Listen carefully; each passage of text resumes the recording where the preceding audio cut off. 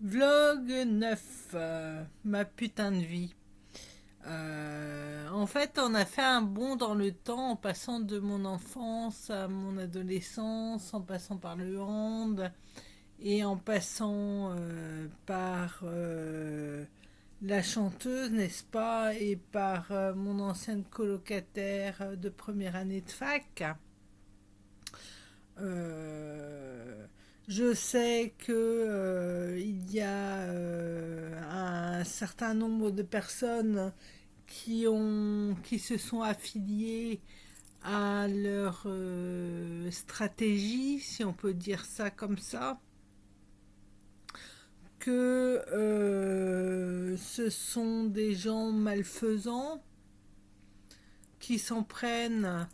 Et je ne suis pas la seule à être leur victime, puisque j'ai un ami qui m'avait dit Magali, méfie-toi, parce que ma sœur habite dans le sud maintenant, et j'étais super contente pour elle.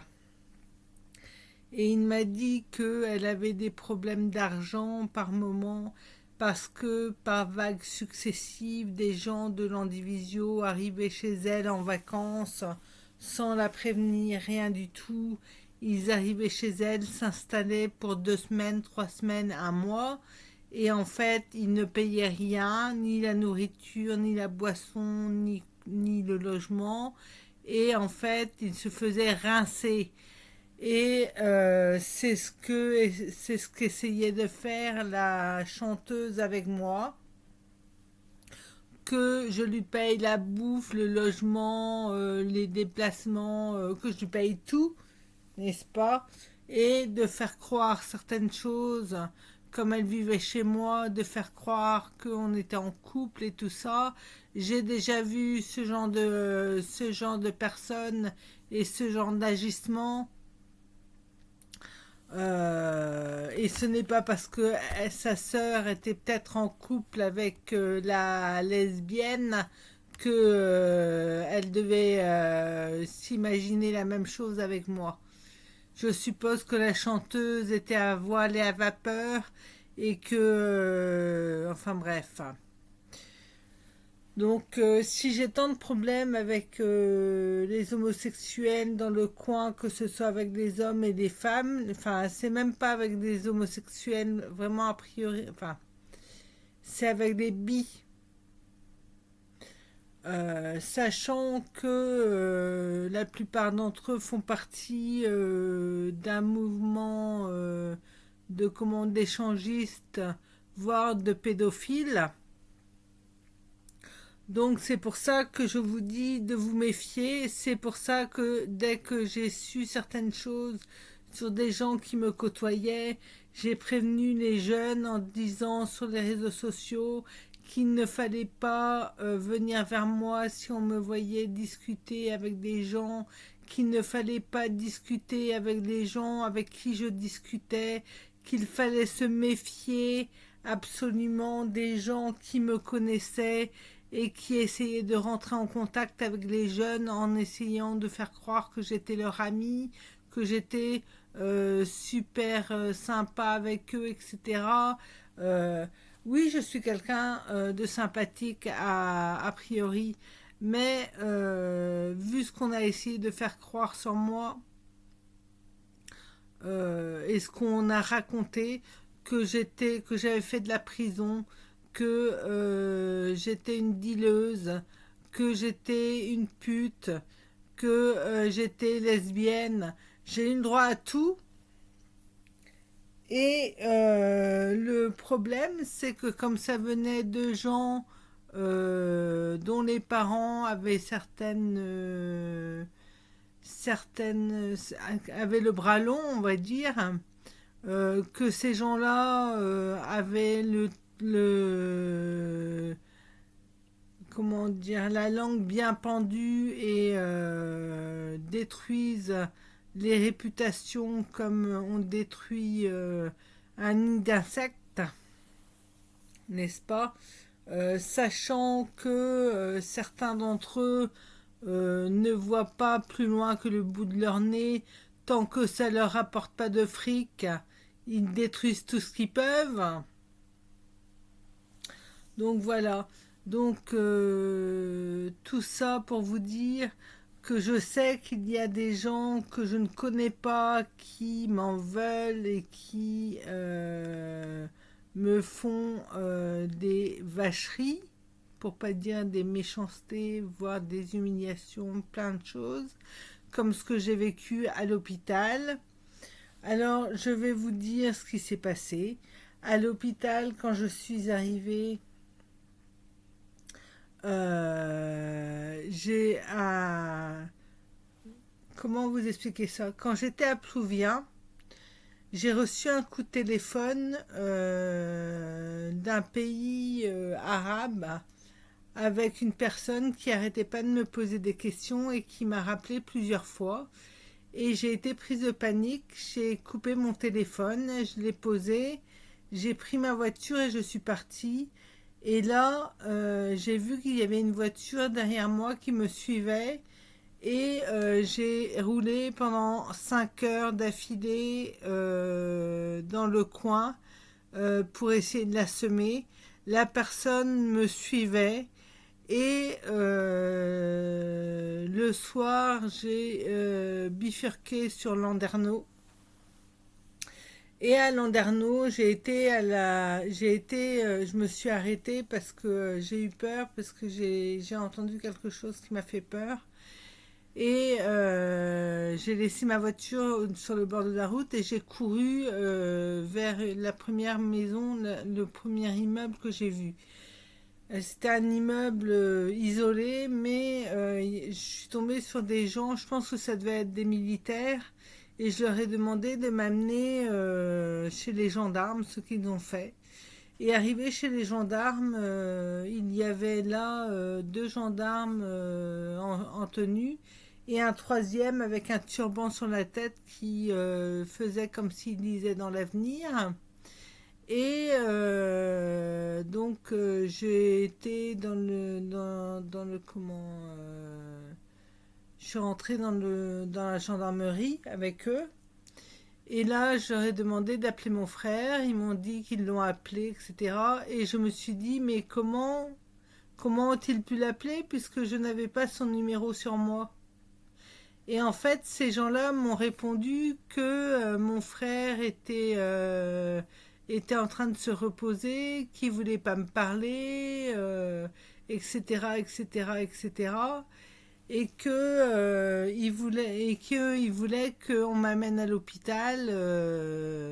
Donc, j'ai rien osé.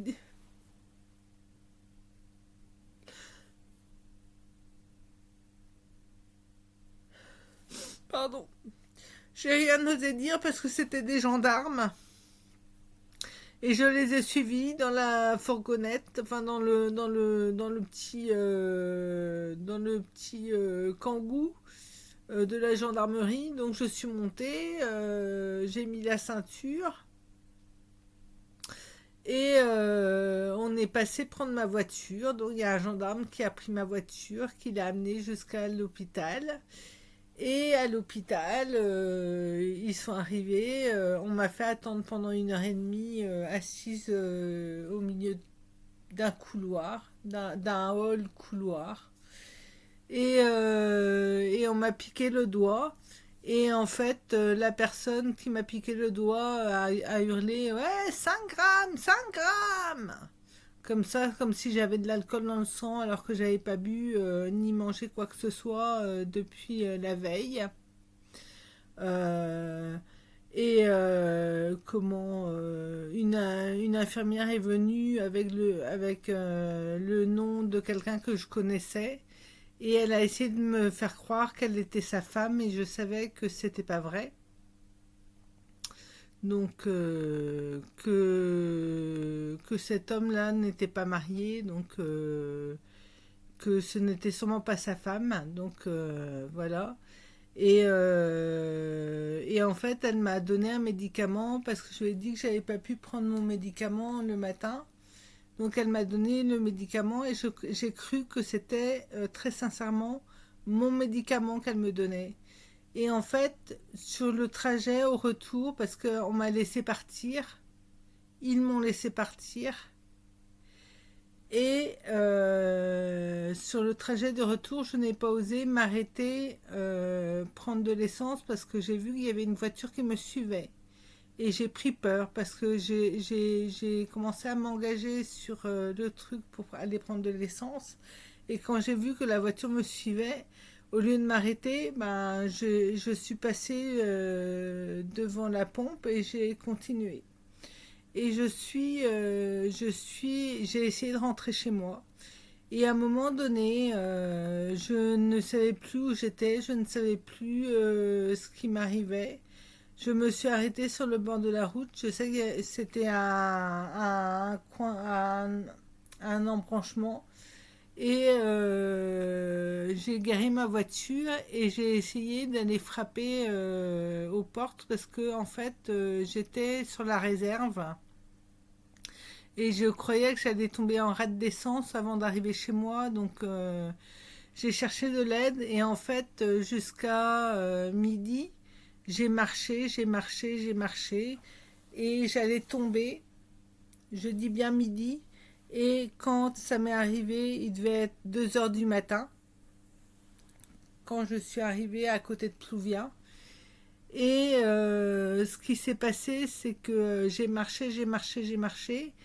Et il y a une dame qui s'est arrêtée. Il y a des voitures qui me frôlaient, qui ne se sont pas arrêtées. Et il y a des gens qui me faisaient des gestes, l'air de dire que j'étais pas bien. Non, j'étais pas bien.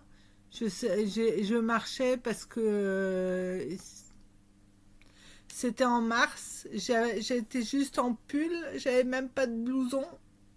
J'étais avec des petites chaussures. Donc j'ai été frappée chez des gens la nuit et j'entendais éclater de rire et puis dire ah tiens ça frappe et personne venait ouvrir. Hein. Euh, Enfin voilà, et cette dame-là s'est arrêtée. Je sais qu'elle avait une voiture grise ou bleue, métallisée, et qu'on est parti chez elle après parce qu'elle devait préparer la nourriture pour son fils et son mari. Et je sais que son fils m'a dit bonjour Madame Rampenou. Donc ça devait être un de mes anciens élèves ou quelqu'un qui me connaissait. Donc, et je n'ai pas su, j'étais pas bien du tout. Et arrivé, et cette personne m'a raccompagnée, je l'ai fait venir jusqu'à chez mes parents. Mes parents étaient partis en cure 2 jours plus tôt.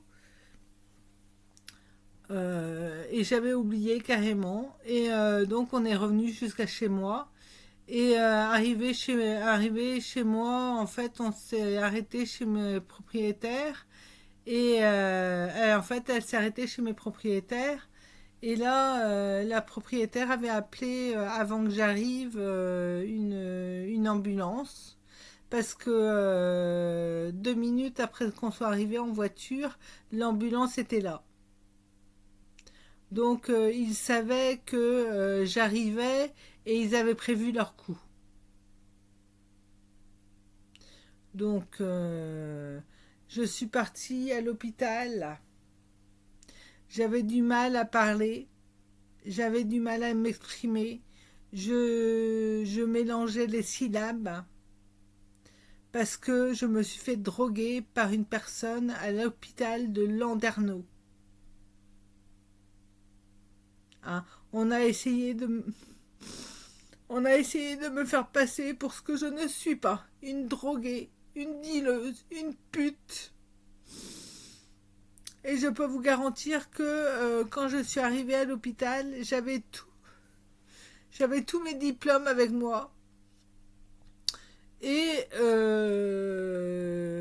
on se foutait de ma gueule avec certains infirmiers. Et je me sentais mal, je me sentais très très mal. Parce que j'osais pas parler, j'osais pas dire ce qui s'était passé. J'osais pas dire tout ce qui s'était passé. Parce que j'ai bien vu que le médecin qui était là voulait me cachetonner la gueule. Voilà. Il voulait me faire taire au maximum D'ailleurs, pendant 3 semaines, il a refusé de me prendre en consultation, alors que j'avais du mal à m'alimenter, j'avais du mal à prendre les médicaments, je les vomissais. Euh, et à chaque fois que je lui demandais s'il pouvait me prendre, il me disait que j'étais pas prévu au programme et que j'avais qu'à attendre. 3 semaines! 3 semaines!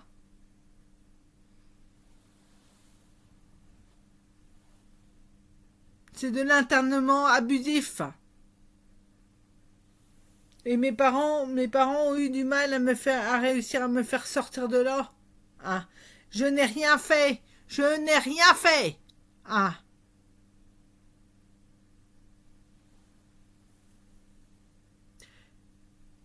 c'est pour ça que je vous dis que ils sont à plusieurs et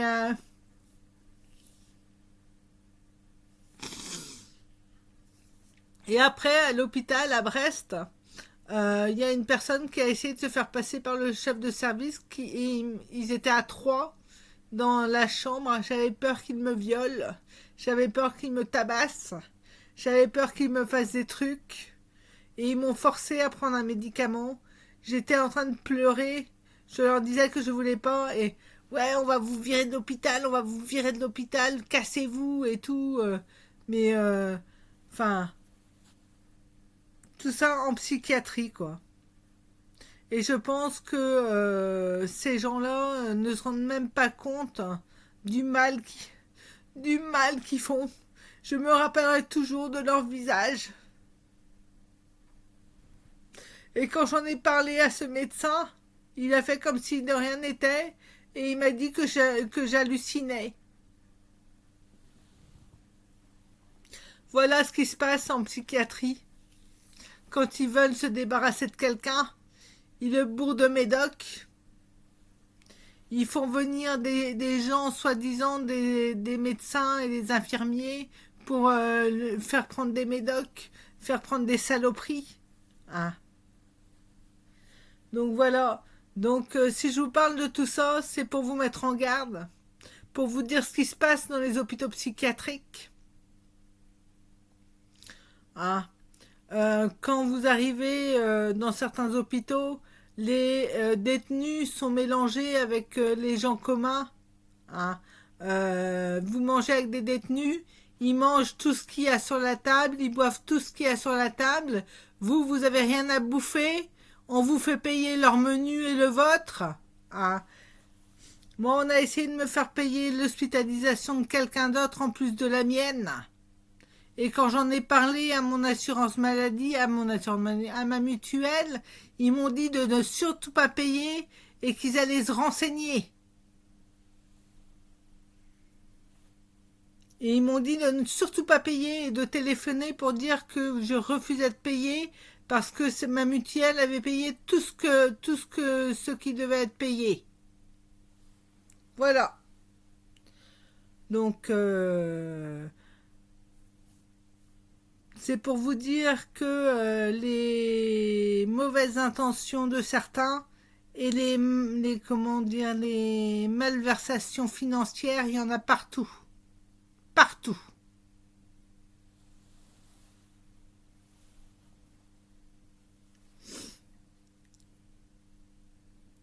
C'est comme quand j'étais en médecine interne aussi.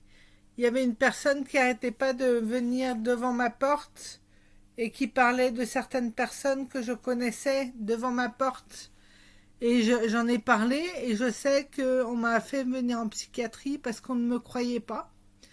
Et la personne, quand j'ai dit qu'elle me harcelait, qu'elle venait tout le temps à certaines heures, aux heures où certaines personnes finissaient leur service pour parler, et elle parlait de moi, et on ne voulait pas me croire. Hein. Donc on m'a dit que je ne me sentais pas bien, etc. Et en fait, cette personne disait clairement qu'il fallait rajouter tout ce qu'on pouvait sur les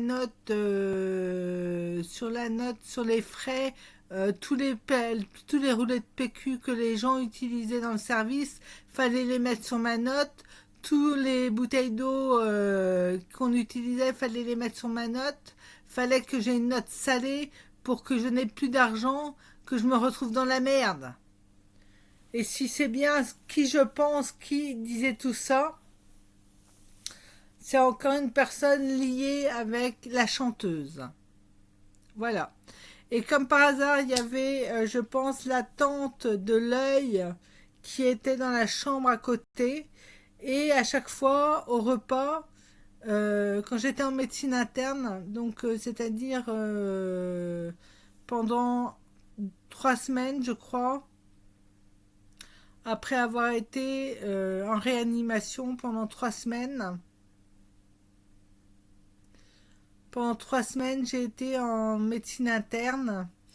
Et là, il y avait ma voisine de chambre qui n'arrêtait pas de hurler tous les noms de mes petits copains à partir de la 5e. Elle connaissait tous les noms de mes petits copains et aux heures des repas. Et elle hurlait ça. Ah, je me suis fait un tel, je me suis fait un tel, je me suis fait un tel. Ah là là là là. Et puis il y avait ça, et puis il y avait lui aussi, et puis il y avait lui aussi. Et puis ça gueulait, et ça gueulait. Ah. Et moi je ne pouvais pas manger, je vomissais tout ce que je pouvais. Tellement ça me dégoûtait. Ah. Et ça c'était fait pour faire croire que j'étais folle. Alors comme ça, raconter comme ça, évidemment, vous vous dites, mais elle est cinglée cette fille, et je peux vous garantir que je suis pas cinglée du tout. Que je suis pas cinglée du tout, du tout, du tout, du tout. J'ai des troubles de l'anxiété, des angoisses profondes dues à un viol sous GHB. Si j'ai ces angoisses profondes, c'est parce que pendant des années, je me demandais ce qui m'était arrivé cette nuit-là. Je me demandais ce qui m'était arrivé. J'avais retrouvé du sang, j'avais eu mal, j'avais eu des douleurs violentes. Mais je ne pouvais rien prouver, je ne pouvais rien dire. Et je sais que le violeur s'est vanté à plusieurs reprises à des à des dealers et à des gens qui fumaient dans son entourage de m'avoir violée, et il a raconté ce qu'il a fait, qu'il m'a mis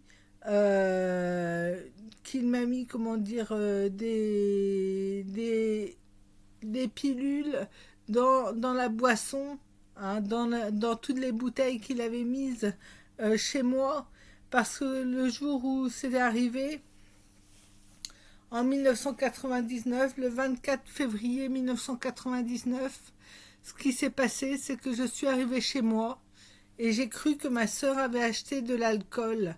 Il y avait une vingtaine de bouteilles d'alcool et j'ai demandé à ma sœur, mais pourquoi tu as acheté ça?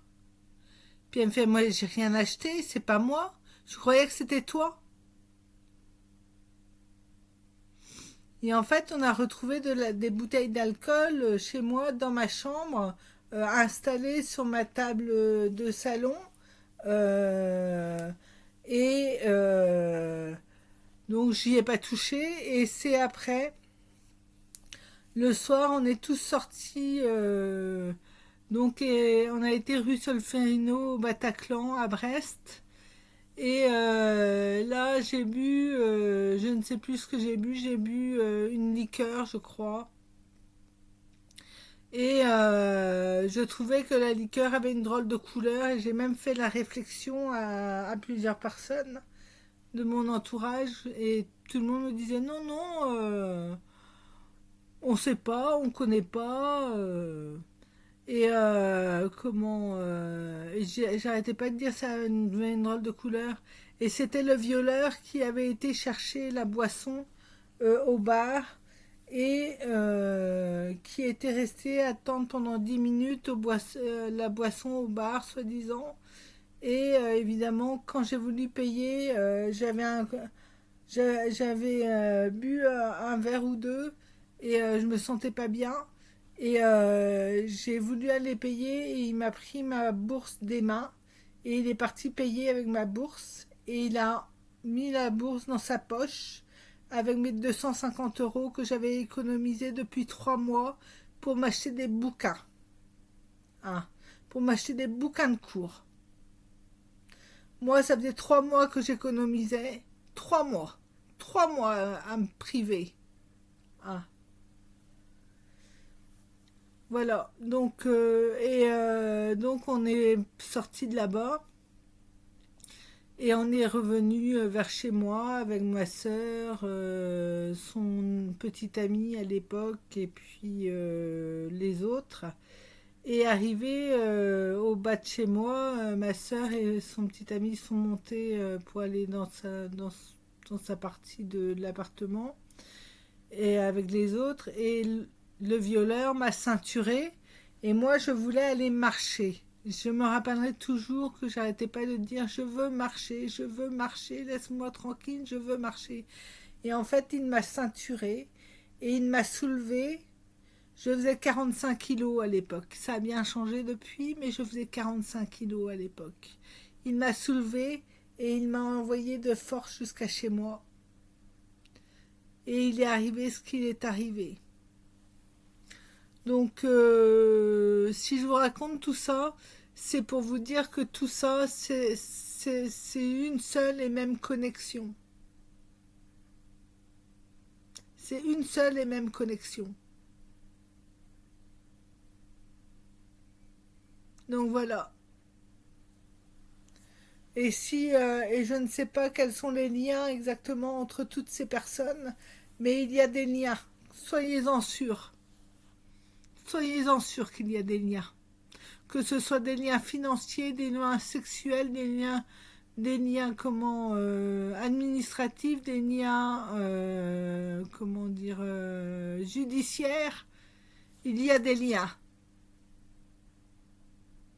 Moi, je ne peux pas faire grand-chose à mon échelle. Je peux que réunir certaines choses que je sais moi et que personne d'autre ne sait, en parler pour que ça se sache, puisque quand j'ai voulu parler de certaines choses, on ne m'a pas écouté. Donc voilà. Donc maintenant j'en parle ouvertement. Je sais que certaines personnes vont dire que je suis folle. Je ne suis pas folle. Je suis au regret de vous le dire pour ceux qui ceux qui n'arrêtent pas de dire des saloperies sur moi. Je suis au regret de vous dire que je ne suis pas folle et que si je l'avais été, ça ferait longtemps que j'aurais été enfermée et qu'on m'aurait fait taire. Si je peux parler aujourd'hui, c'est parce qu'il y a des gens qui savent que je dis la vérité et que je n'ai jamais menti, que j'ai horreur du mensonge. Horreur. Voilà.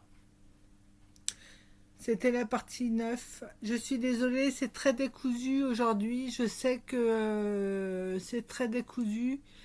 Mais vous comprendrez que je ne peux pas vous raconter tout en détail puisque j'écris mon livre en même temps et que si vous voulez comprendre certaines choses, il faudra soit lire le livre, soit écouter un podcast, parce que je ferai sûrement un podcast sur le livre. Donc voilà, voilà, voilà.